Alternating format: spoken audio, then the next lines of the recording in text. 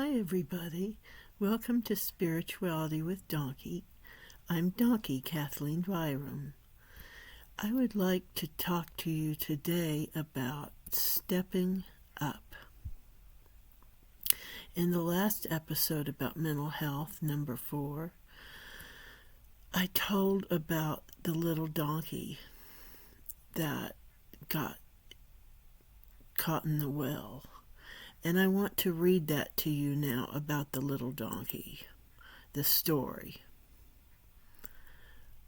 One day, the farmer's donkey fell into an abandoned deep well. The farmer tried everything he could to rescue the animal, but eventually he decided the task was impossible.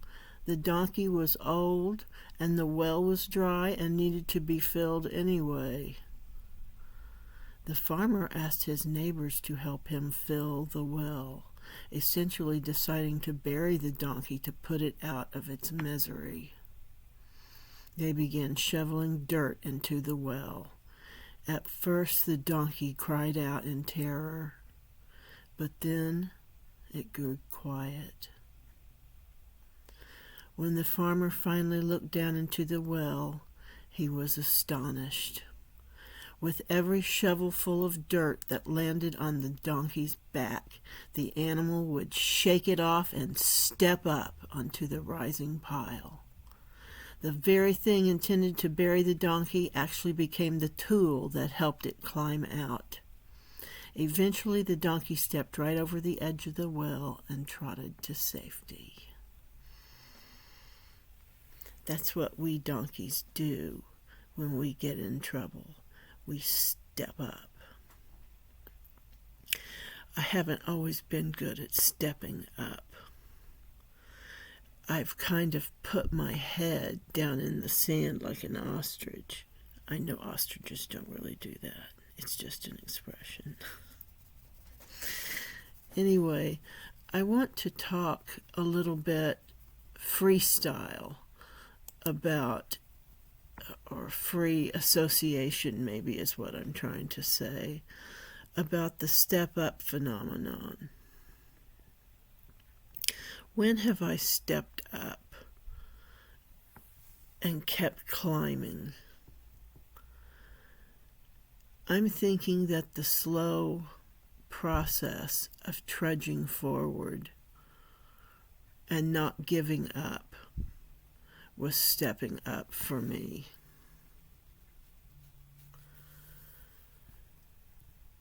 I was helped a lot by my mother and my father. They took things in hand, and they got all kinds of things done for me when it came to my medical and my mental health. They were so good. I was so crazy. At one point, there was something I was supposed to be doing, and I wasn't doing it. And my father came to me and he said, "Are you going to do so-and-so?" And I looked at him and I had the gall to say, "No." Just about like that, with a lack of energy and a deep dissatisfaction and depression at myself. And he immediately went into action. And when I say he went into action, I don't mean he took off his belt and tried to beat me with it. I mean he took care of business. He did what had to be done, because that's what my father did since he was little. Somehow my father survived when he was 12, and he was a small child. His father ended up in the hospital. His father was a preacher, and had a community that should have helped, but it did not. His mother felt relegated to the house and did not go out and help my father. He was in charge of the farm. He had to do things like the little bee that shouldn't be able to fly but does anyway. He had to be the bee. Somehow he managed to take care of everything and go to school. And that's the kind of person that he was. I don't know if fate made him that way or if he was born that way. I don't think it matters. He was so respectable. He was difficult, but he was a respectable, decent, moral person. He was strict.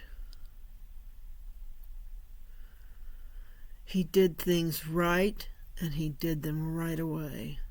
He got things done. And when things came along, he would take care of them. He was on it. And he was not someone to be trifled with either. And that brought him some ugly experiences, I think, because of his attitude. He had a chip on his shoulder. And he would have problems that I never had. I remember when I was very young being at the mall with him, and he had told me about a red-headed old lady in the Red Cross shoe department or something like that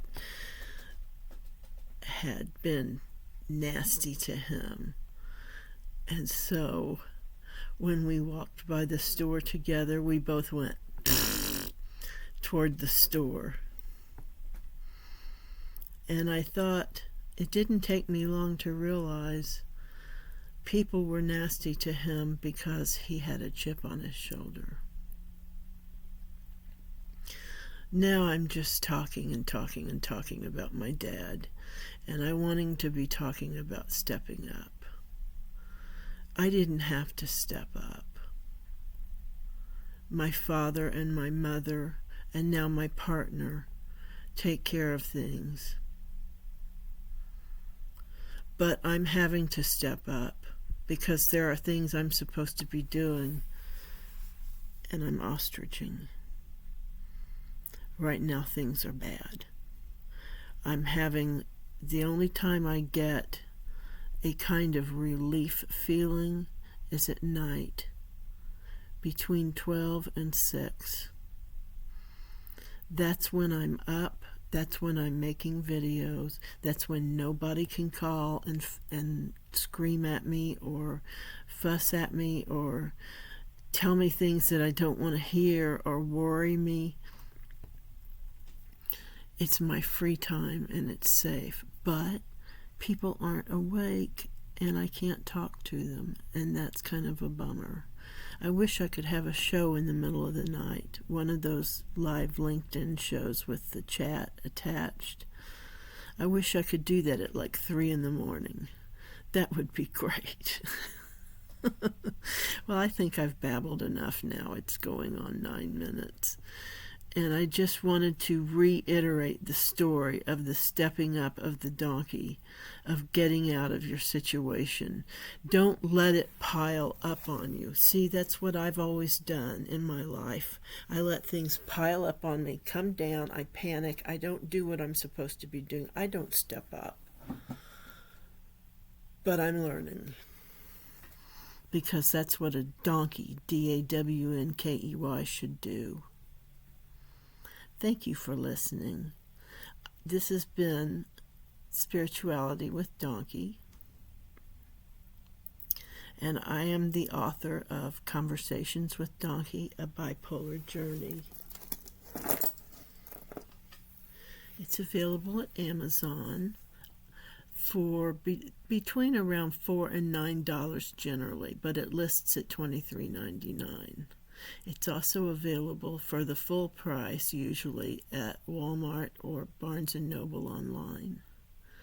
Thank you so much for listening, and I would love it if you would take just a second and hit the like button. That really helps algorithm-wise and up here. And subscribe if you'd like. Thank you so much. Bye-bye.